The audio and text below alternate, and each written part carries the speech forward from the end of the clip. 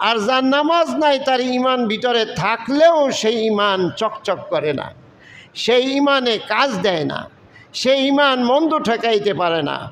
ইন্নাস সালাতা তানহা আনিল ফাহশাই ওয়াল মুনকার, আল্লাহ সাক্ষ্য দিচ্ছেন যে নামাজ যে কায়েম করে, এই নামাজ তাকে সমস্ত মন্দ কাজ এবং অশ্লীল কাজ থেকে বাঁচিয়ে রাখে।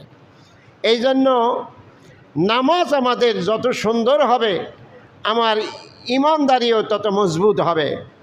নামাজ যত মহব্বতের সাথে হবে, ঈমানও তত চকচকা হবে। এই জন্য নামাজ আমাদের জন্য প্রথম এবং প্রধান দায়িত্ব ঈমানদারের।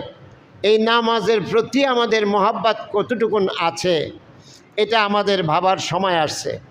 আমরা এখানে যারা উপস্থিত আছি, আমরা এইবার ঈমানদার হওয়ার পরে ঈমানদারের 1 নম্বর কাজ নামাজ কায়েম করা, নামাজ কায়েম করা।